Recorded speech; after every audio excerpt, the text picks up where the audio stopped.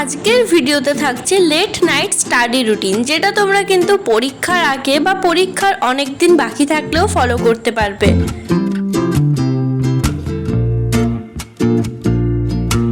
বেশিরভাগ সময় দেখবে দিনটা যে কিভাবে পার হয়ে যায় সেটা বুঝতেই পারা যায় না। আবার যাদের স্কুল কলেজ থাকে, তোমাদের তো সারাদিন স্কুল কলেজ করতেই দিনটা পেরিয়ে যায়, সেজন্য পড়ার টাইম বলতে ওই রাতটুকুটাই পাওয়া যায়। আজকে শেয়ার করব কিভাবে রাতে 3 থেকে 4 ঘন্টা একটা পড়ার রুটিন বানাতে পারবে। তো রাত জেগে পড়তে হলেও আগে কিন্তু খেয়ে নিয়ে তারপরেই পড়তে বসো। আজকে আমি ম্যাগি খেয়েছিলাম, এটা হচ্ছে আমার স্টাইলে বানানো একটু ঝোল ঝোল ম্যাগি। তো পড়তে বসেছিলাম ওই 7টার দিকে। তোমরাও কিন্তু চেষ্টা করো 6টা থেকে 7টার মধ্যে পড়তে বসে যাওয়া। নাইট স্টাডি বলতে কিন্তু একদম যদি মাঝরাতে পড়া শুরু করো তাহলে কিন্তু বেশিক্ষণ পড়তে পারবে না। সেজন্যই চেষ্টা করো সবসময় 6টা থেকে 7টার মধ্যে পড়তে বসে যাওয়ার। আর পড়া মানে যে সারাদিন শুধু পড়তেই থাকবে এটা করলেও চলে না, মাঝে মাঝে লেখার কাজটাও কিন্তু করতে হয়। মানে ধরো কোনো একটা জিনিস মুখস্থ করেছো বা সেটা বুঝেওছো, তো সেই জিনিসটা যদি তোমরা লিখে প্র্যাকটিস না করো তাহলে কিন্তু পরীক্ষায় টাইম মেনটেন করতে পারবে না। পরীক্ষায় তো আর আমাদের পড়লে হবে না, মেন জিনিস হচ্ছে লেখা। সেজন্য সবসময় বলবো সারা দিনে অন্তত লেখার টাইমটাকে একটু বার করে রাখো। আমি একটু সন্ধেবেলাতেই লেখালেখি করছিলাম, এটা আমার ইংরেজিতে একটা প্যারাগ্রাফ লেখা ছিল। তোমরা তোমাদের সুবিধা মতো সাবজেক্টটা করে নিও। বিশেষ করে ইতিহাসের বড় নোটসগুলো দেখবে, তোমরা যত বেশি লিখে লিখে প্র্যাকটিস করবে তত কিন্তু জিনিসটা মাথায় থাকবে। আর পরীক্ষার সময় কিন্তু ভুলে যাওয়ার প্রবলেমটা একদমই হবে না। শুধু ইতিহাস বলে না, ইতিহাস ভূগোল এগুলোতেও কিন্তু এইভাবে লিখে লিখে যদি প্র্যাকটিস করো খুব ভালো করে মনে থাকবে। আর হ্যাঁ, যারা যারা ভিডিওটা দেখছো কোন ক্লাসে পড়ো বা কী করো অবশ্যই কমেন্ট করে যেও, তাহলে কিন্তু আমি সেই অনুসারে আরও ভিডিও বানাতে পারবো। তো তখন আমার পড়ার স্লটটা ছিল 7টা থেকে 9:30 পর্যন্ত। তারপর ডিনার করেছিলাম। আজকে খেয়েছিলাম পরোটা আর আলুর তরকারি।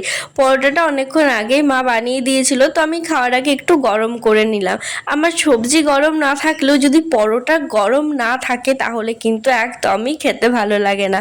তো যাই হোক, তারপর পড়া কন্টিনিউ করার আগে একটু রাতের যে রিচুয়ালসগুলো থাকে, রিচুয়ালস আমি আবার কেন বলছি, এটা কোনো বিয়ে বাড়ি নয়। যাই হোক, আমার বলার সময় এরকম অনেক কিছু বলিয়ে যায়, তো পরে আমি সেটা আবার কাটি না। তো যাই হোক, তো তোমাদেরও যদি পড়তে ইচ্ছে না করে বা যদি কনসেন্ট্রেশন করতে না পারো তাহলে সব থেকে ভালো যে উপায় হচ্ছে সেটা হচ্ছে মেডিটেশন করা।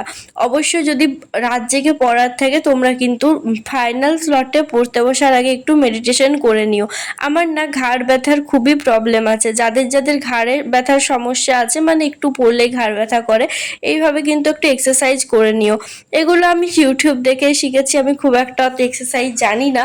তো যাই হোক, তারপর প্রতিদিনই কিন্তু রাত্রে ফেস ওয়াশটা করেই নিই। তো ভাবলাম পড়তে বসবো যখন, তখন একেবারে সব কিছু কমপ্লিট করে তারপরই পড়তে বসবো, যাতে জাস্ট পড়ার পরে ঘুমিয়ে যেতে পারি। কারণ যেহেতু রাত জাগবো সেজন্য পরে কিন্তু আর সেগুলো করতেই ইচ্ছা করবে না।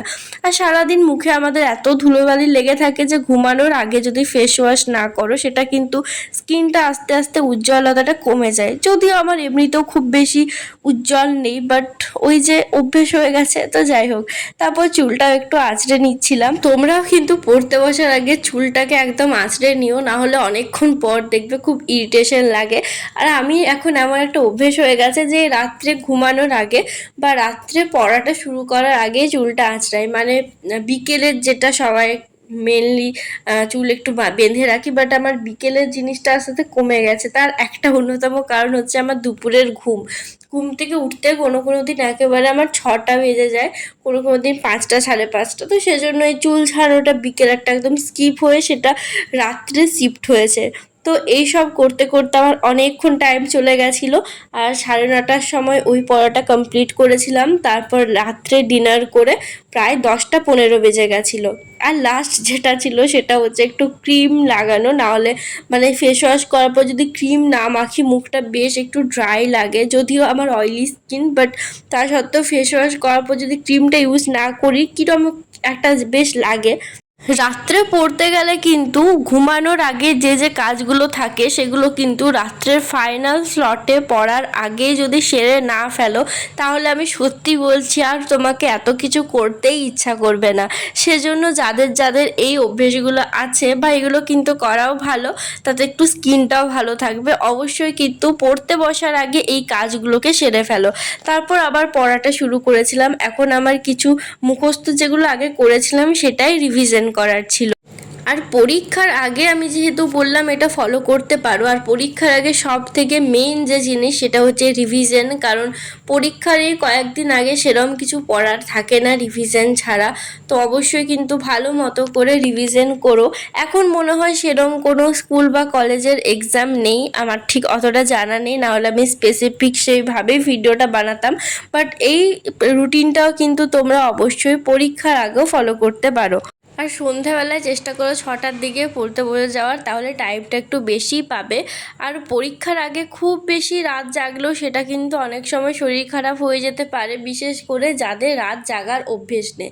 আমার কথা যদি বলো, আমাকে যদি ভোর 4টা পর্যন্তও জাগতে দেওয়া হয়, আমি একবারও চোখের পলক না ফেলেই আমি জেগে থাকতে পারবো। আমি এতটা পরিমাণে রাত জাগতে পারি।